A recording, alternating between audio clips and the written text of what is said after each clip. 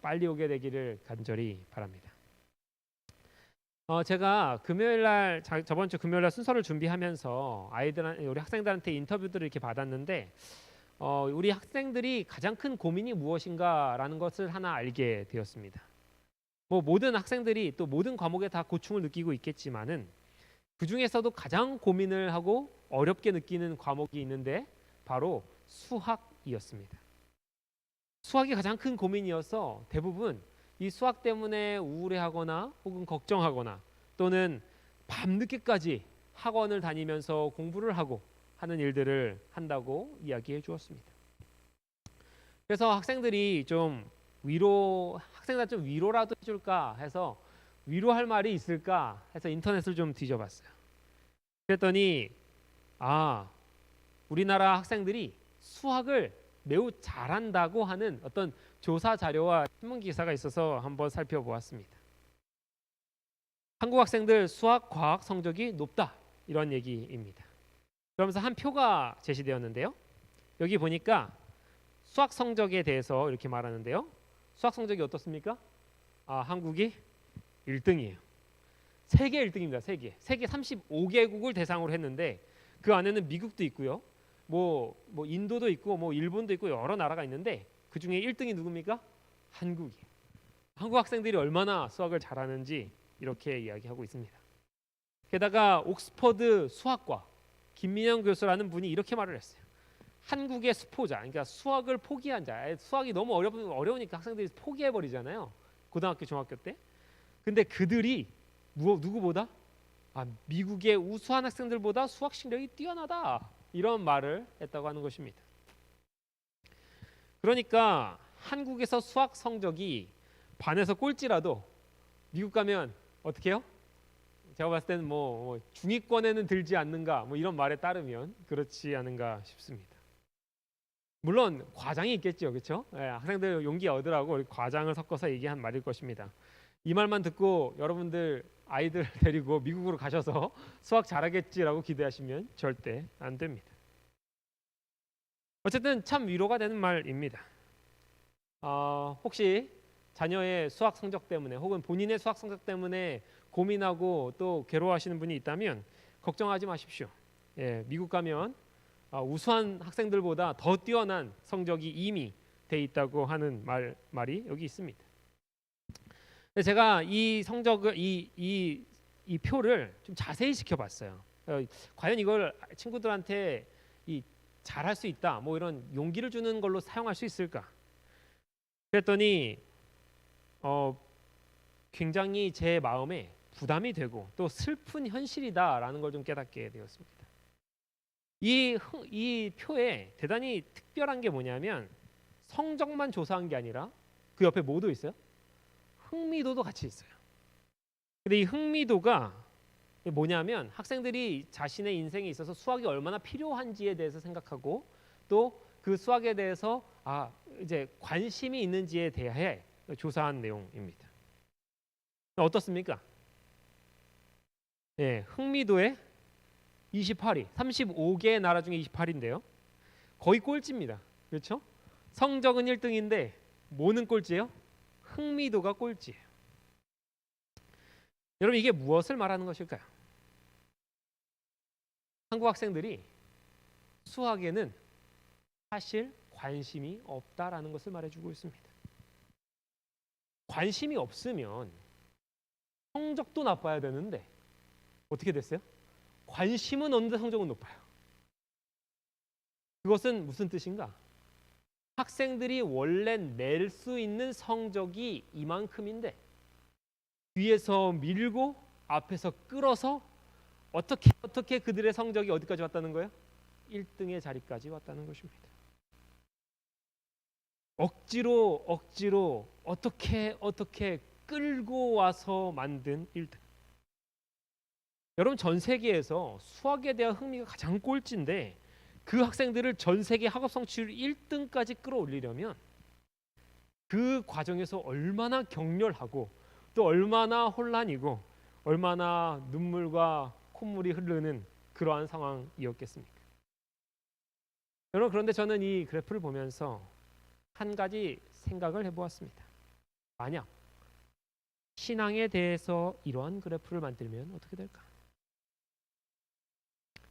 신앙 지식 및 신앙 흥미도에 대해서 그래프를 만든다면 어떤 모양일까? 예언 지식 및 재림 흥미도에 대해서 그래프를 만든다면 어떠한 결과가 나올까? 여러분 어떻게 나올 것 같습니까? 제7일 안식일 예수재림 교회는 어떠한 성적을 받을까요? 그리고 흥미도에 있어서는 어디쯤 위치할 것 같습니까? 우리 오남교회를 대상으로 이렇게 조사를 한다면 어떤 결과가 나오겠습니까? 여러분 저는 여기 멕시코 학생들을 좀 주목해 보기를 원합니다. 멕시코 학생들은 어떻게 되어 있습니까? 흥미도는 1등이에요. 전 세계 1등인데 실력은 뭡니까? 전 세계 꼴찌예요. 이게 무슨 뜻입니까? 멕시코 학생들은요 수학을 잘 못합니다. 잘 몰라요. 멕시코에서 1등이었던 학생이 우리나라에 오면 중하위권에서 논다고 하는 결과일지도 모르겠습니다. 그런데 이 아이들은 잘 못하는데 수학을 좋아합니다. 순수하게 수학이 재밌다고 하는 아이들이 멕시코 아이들이에요. 여러분 우리 한번 잠깐 생각해 봅시다. 주님께서 신앙에 관련해서 이런 그래프를 만든다고 하면 영적인 멕시코 학생들을 더 좋아하시겠습니까? 아니면 영적인 한국 학생들을 더 좋아하시겠습니까? 정말로 재림에 대해 흥미가 있고 신앙에 대해 흥미가 있는데 잘 몰라요. 공부를 많이 해서. 그런 학생과 정말로 머릿속에 예언에서 빠삭하고 성경절을 줄줄줄 외우는데 뭐가 없어요? 흥미가 없어요.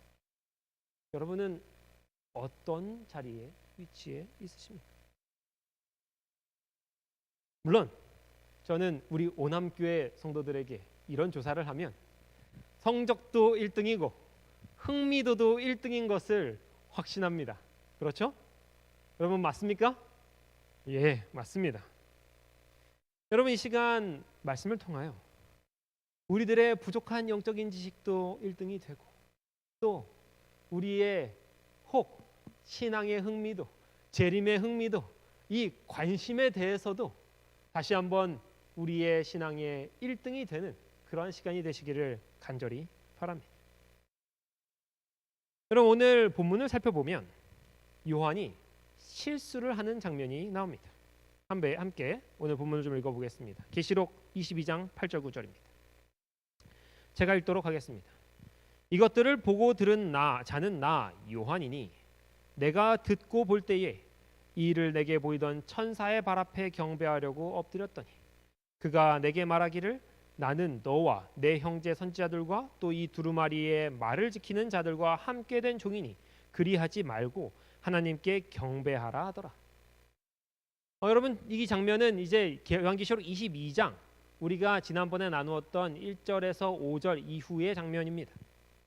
이제 요한이 갑자기 어떠한 말을 듣고 나서 자기 앞에 있는 천사를 향해서 갑자기 무릎을 꿇고 경배를 하려는 모습을 보였습니다. 그러자 이 천사가 급히 그를 말리면서 그렇게 하지 말라라고 하는 장면이 바로 이 장면입니다. 이 장면을 보면서 우리는 이런 질문을 가질 수 있습니다. 왜 요한이 천사에게 경배하려고 했을까? 그가 평생 동안 하나님의 교회에서 몸담아온 사람으로서 하나님이 아닌 존재에게 경배해서는 안 된다는 걸 모르는 사람이 아닐진데 왜 이 장면에서 그가 이 천사를 향하여 무릎을 꿇으려고 하였을까? 여기에 대해 앤드루스 대학 신학 교수 랑코 스테파노비치가 쓴 예수 그리스도의 계시라고 하는 주석에 이렇게 표현하고 있습니다. 요한의 이 두 번에 걸친 경험과 하나님께만 경배하라는 권고는 마지막 때의 세대에게 특별히 적절한 말씀이다. 마지막 위기의 때의 주 쟁점은 경배에 관한 것이다. 종말의 때 곧 온 세계가 돌이켜 짐승과 사단적 사미를 경배하려 할 때에 이 말씀은 계시록 13장 12절에 더러운 새 개구리 같은 영들을 말하고 있습니다. 하나님께서는 마지막 때를 위한 당신의 복음, 즉 새 천사의 기별을 선포하신다. 이 기별은 땅의 거민들에게 하나님은 창조주시오 경배를 받으시기에 합당한 유일한 분으로 진지하게 받아들이라고 촉구한다. 여기 랑코 스테파노비치가 말한 것처럼 우리가 매우 명심해야 될 것은 천사라도 우리의 경배를 받기에 합당하지 않다는 것입니다. 우리가 익히 알다시피 히브리서 2장 7절에 우리가 잠깐 천사보다 못하다고 얘기하고 있습니다. 그 말은 현재로서는 그들의 영적인 어떤 지위가 우리보다 높다는 것인데, 그러나 그 존재조차도 자신한테 경배하지 말라라고 이야기하고 있는 것입니다. 그러므로 사단이 앞으로 일으킬 여기에서 말하고 있는 영적인 삼위일체, 거짓 삼위일체를 향해서도 우리가 단호하게 경배를 거부해야 하는 것입니다. 그런 의미에서 하나님께서 자기 자신에게만 우리의 경배를 허락하셨다는 것은 우리 경배가 얼마나 또 중요하고 큰 특권인지 말해주는 부분이기도 합니다. 그러나 아까 우리가 이제 이 주석을 읽어보면 알 수 있다시피 천사가 왜 요한의 경배를 거절했는지는 써 있어요. 그런데 처음 부분인 요한이 왜 천사에게 경배하려고 했는지가 써 있지 않습니다.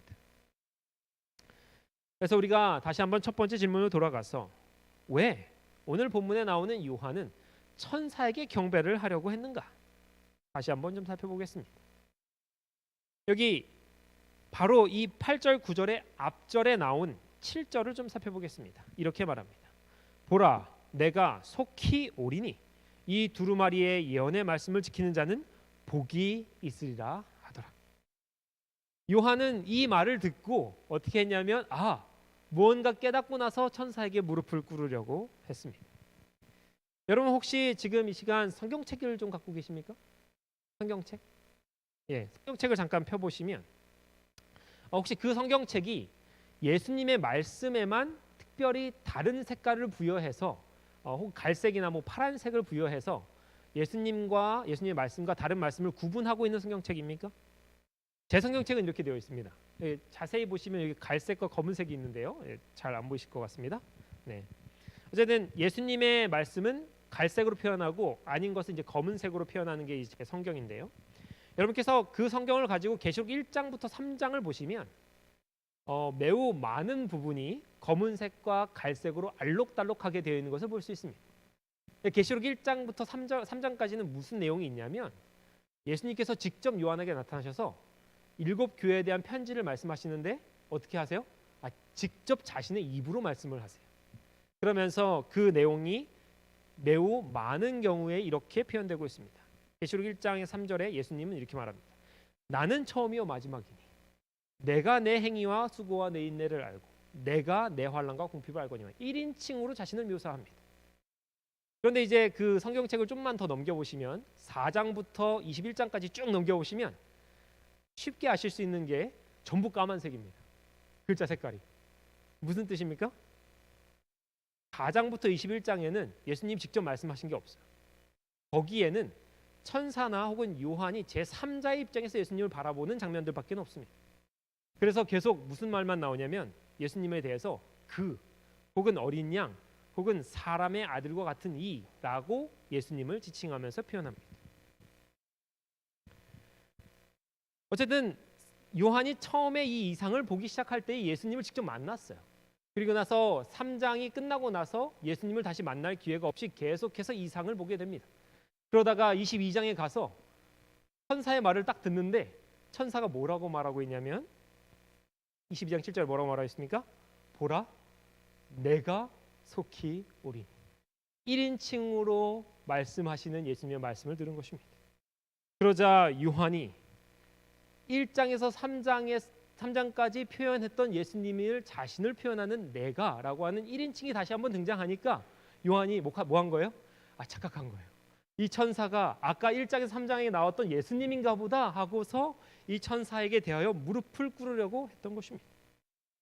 그러나 우리가 이 7절, 8절, 9절을 자세히 살펴보면 이 천사는 예수님이 아니라 그저 예수님의 말을 예수님이 하신 그대로 요한에게 다가와서 예수님이 하신 것처럼 옮겼던 존재일 뿐입니다.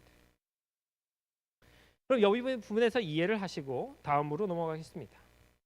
우리 랑코 스테파노비치 교수가 이 주석에 처음에 이렇게 말했습니다.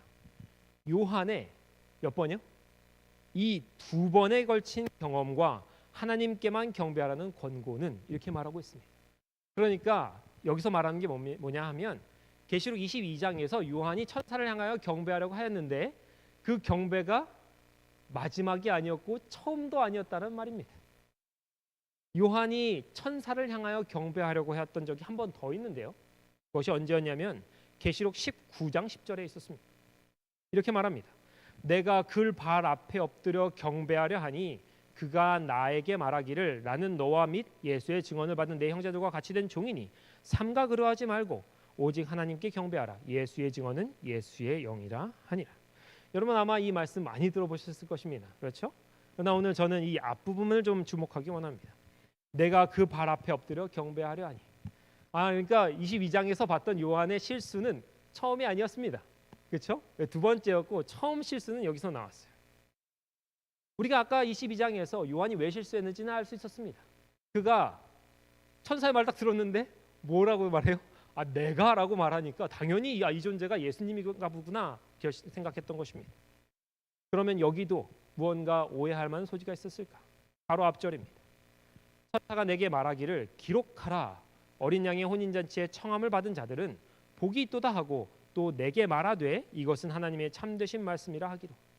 여러분 뭔가 이상하지 않습니까? 아까 22장에는 왜 오해했어요? 1인칭이 등장했기 때문에 오해했어요. 그런데 여기에는 그런 말씀이 없습니다. 그렇다면 요한은 왜 오해를 했을까? 그것은 여기 줄 쳐져 있는 저 기록하라는 단어 때문이었습니다. 성경에 기록하라라는 단어가 총 4번 등장하는데요. 19장 직전까지는 2번 등장합니다.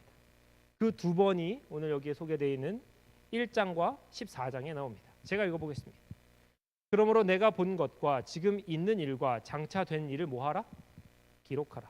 이 장면은 창세기 계시록 1장이니까요. 예수님께서 영광스러운 제사장의 옷을 입고 나타나셔서 7 교회들에게 이제 말하기 전에 그 7 교회에 보내는 편지를 잘 기록하라고 요한에게 지시하는 내용입니다. 그러니까 이 말은 누구에게서 나온 것입니까? 예수님한테 나온 거예요.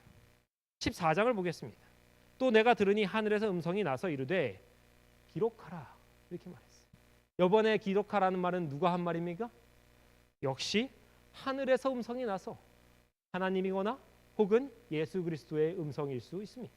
어찌 됐든 이것은 천사의 음성이 아니요 하나님의 직접적인 기록을 지시한 지시인 것입니다. 여러분 이제 여기까지 이해를 하시고 계시록 19장 9절을 함께 보겠습니다. 천사가 내게 말하기를 뭐하라? 기록하라.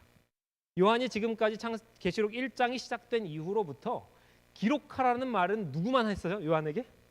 예수님 혹은 하나님이라고 우리가 이해할 수 있는 어떠한 신적인 그런 존재가 이야기하였습니다. 그러니 요한의 앞에 와서 기록하라라고 말하는 이 천사의 존재를 누구라고 생각할 수밖에 없었습니까? 예수님인가 보다 하고 생각하고 그를 향하여 경배하려고 하였던 것입니다.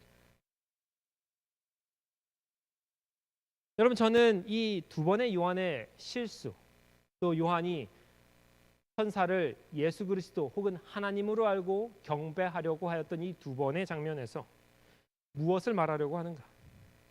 그것은 바로 예수님의 말씀을 향한 요한의 태도를 말씀드리려고 하는 것입니다.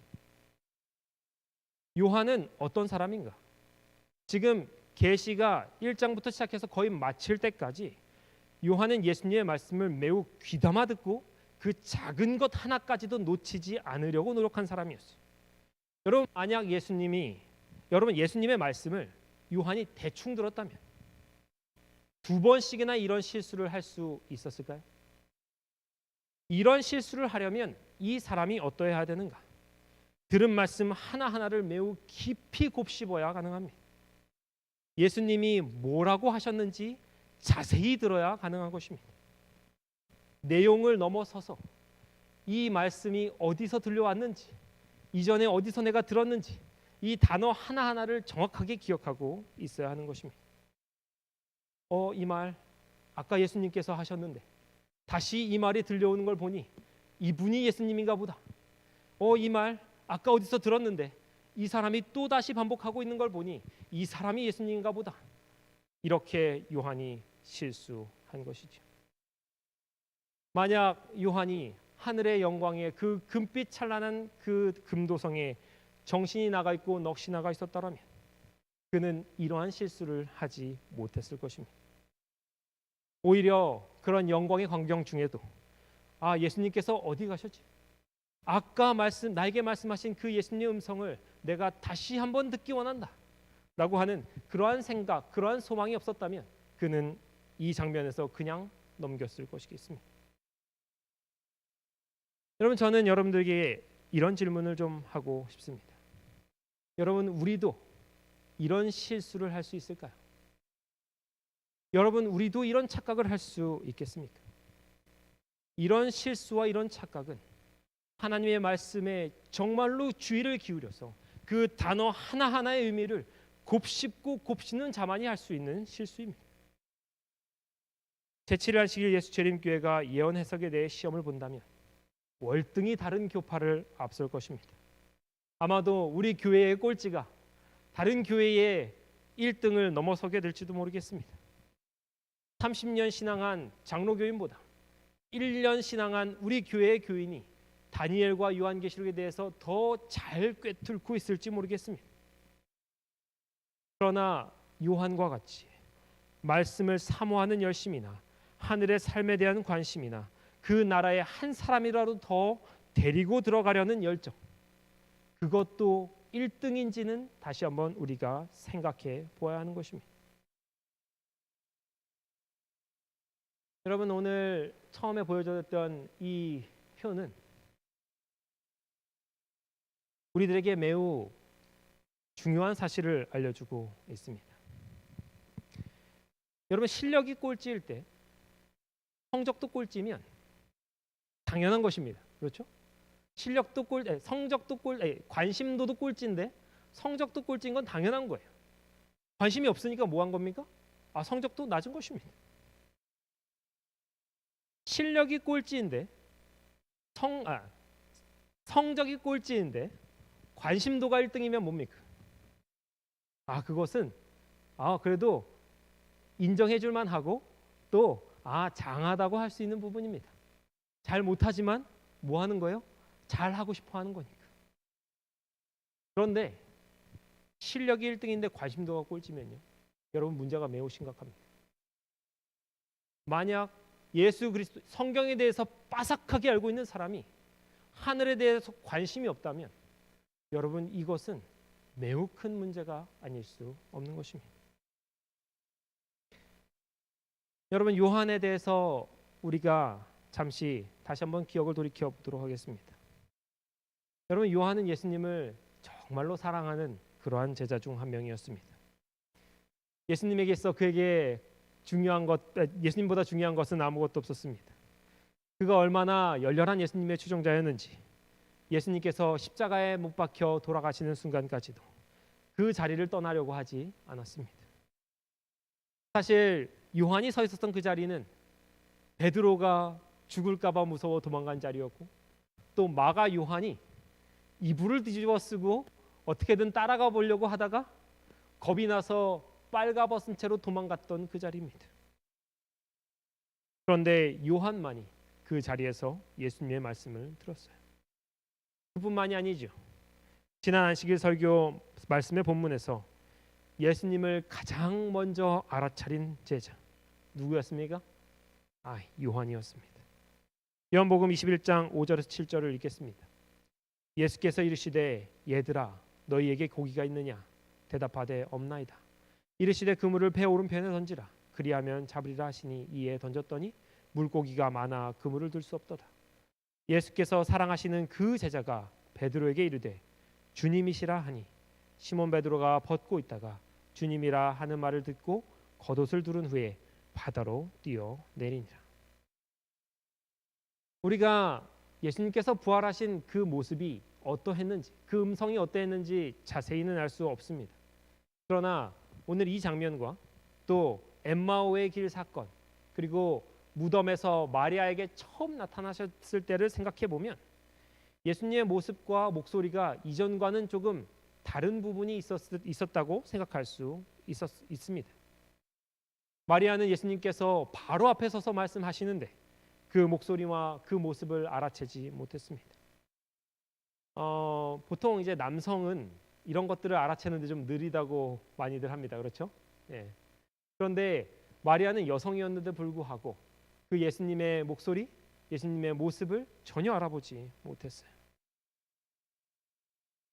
아마도 무언가 다른 면이 있었으리라 우리가 짐작할 수 있겠습니다. 그러나 오늘 이 장면에서 요한은 예수님을 알아챘습니다. 저는 정말로 요한이 예수님에 대해 깊이 이해하고 그분의 음성을 사랑하고 또 그분을 정말로 어디까지나 쫓아가기를 원하는 자였기 때문에 이렇게 알아챌 수 있었으리라 생각합니다. 비록 그들이 예수님을 배신하고 또 이제 예수님의 제자인 것을 포기하고 다시 어부의 삶으로 돌아왔지만 요한이 알기로 예수님은 어떤 분이세요? 상한 갈대를 꺾지 아니하시며 꺼져가는 등불을 끄지 아니하시는 분이셨어요. 그렇기에 비록 지금 물고기를 잡고 있는 자신들이었지만 그런 자신들을 만나려고 예수님께서 오셨구나. 저 목소리, 지금 이 장면을 생각해 보니 저분이 예수님이 맞구나 하는 사실을 깨달을 수 있었습니다. 여러분, 우리도 참으로 요한과 같이 예수님에 대하여 관심이 있고 예수님에 대하여 열정이 있고 예수님에 대하여 더 알고 싶어 하는 그러한 사람이 되어야 되겠습니다. 우리 계시록 22장을 보면서 요한의 이 실수를 바라보면서 나도 저런 실수를 할 수 있게 되기까지 예수께 관심이 있고 예수의 말씀을 하나하나 내가 알기 원한다고 하는 그러한 우리의 마음에 열망이 있게 되기를 간절히 바랍니다. 시대소망 816페이지는 이렇게 말합니다. 요한은 매우 고령에 이르기까지 살았다. 그는 예루살렘의 멸망과 세계 최후의 멸망의 상징인 장엄한 성전의 파멸을 목격했다. 요한은 최후의 운명의 순간까지 주님을 가까이 따랐다.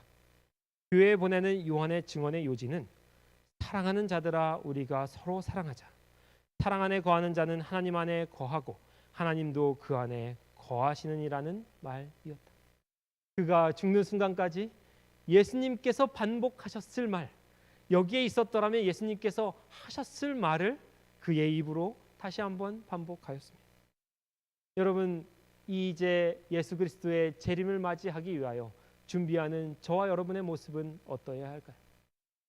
우리가 지금 매주 화요일 그리고 금요일을 통하여 다니엘서와 요한계시록의 지식을 쌓고 있습니다. 그 예언들을 어떻게 하면 잘 해석할 수 있을지, 성경이 제시한 울타리 안에서 어떻게 하면 잘 이해할 수 있을지 우리의 이해는 아마도 올 해가 시작하기 전보다 훨씬 더 깊어지고 넓어졌으리라 생각합니다. 그러나 그 이해와 함께 더불어 그 성적과 함께 더불어 우리 주님께서 다시 오신다고 하시는 그 모습과 그분을 다시 만나려고 하는 그 기대감, 그 관심과 희망은 기대해서 올라가고 있는지 우리의 마음을 다시 한번 살펴봐야 할 때인 것입니다. 우리 원학교회 성도 여러분, 우리의 성경에 대한 지식, 예언에 대한 지식은 의심할 나위 없이 여러분 시험을 본다면 1등이 될 것입니다. 따라서 이제 우리의 마음의 소망, 희망, 그리고 그분을 만나려고 하는 열망도 1등이 되게 되시기를 간절히 바라면서 오늘 말씀을 마치도록 하겠습니다. 이제 함께 기도하시고 또 개인 기도하시겠습니다. 세 가지 기도 제목이 있는데요. 첫 번째 기도의 제목은 손아자 집사님의 성공적인 눈 수술을 감사드리며 순조로이 회복될 수 있도록 함께 기도해 주시기 바랍니다. 두 번째는 이제 앞에 오시면서 보셨듯이 앞을 막아놨습니다. 시작되는 30주년 건축이 어려움 없이 진행되고 속히 마무리될 수 있도록 기도해 주시고요. 마지막으로 계속해서 뉴스를 살펴보면 지진의 소식이 여러 군데서 들려오고 있습니다. 하와이, 뉴질랜드, 일본, 북한, 그 이외의 여러 지역들, 이 모든 지역에 이르는 지진에서 사람들을 보호해 주시고 또 주님 오심을 사람들이 깨닫게 하여 주시기를 계신 자리에서 기도하시겠습니다.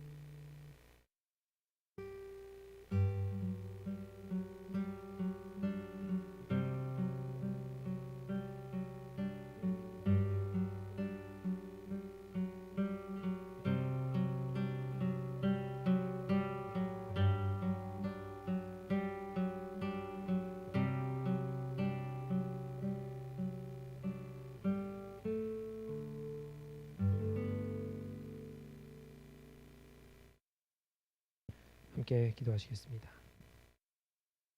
주님, 약속하신 당신의 오심이 확실한 듯이 현재 세계 도처에 지진이 일고 있습니다. 이 모습들이 예언의 확실함과 주님의 재림의 분명함을, 그리고 이 모든 것들이 사람들의 마음에 관심을 불러일으키게 되기를 원합니다. 주님, 우리의 마음에 먼저 오셔서 우리의 마음을 먼저 들여다봐 주시옵소서. 우리의 마음이 혹시 너무 오랫동안 들어서 흥미가 가라앉지는 않았습니까? 우리가 너무 잘 알아서 이 일에 대해 마음이 동하지 않지는 않습니까? 주님, 우리의 마음을 새롭게 하여 주시고 당신에 대한 사랑이 불일 일어나고 당신을 다시 만나고자 하는 소망과 희망이 강력하게 일어날 수 있도록 주님 도와주시옵소서. 그 마음으로 우리가 나아가며 그 마음으로 우리가 이 예언의 말씀을 공부하며 그 마음으로 우리가 이 신앙을 굳게 헤쳐나갈 수 있도록 도와주시옵소서. 주님, 우리가 이 시간 함께 마음을 모아 기도하였사오니 그 기도를 당신께서 받아주시고 또 우리가 기도한 이 세 개의 기도 제목을 당신께서 속히 응답하여 주시옵기를 예수님의 이름으로 간절히 기도드렸습니다. 아멘.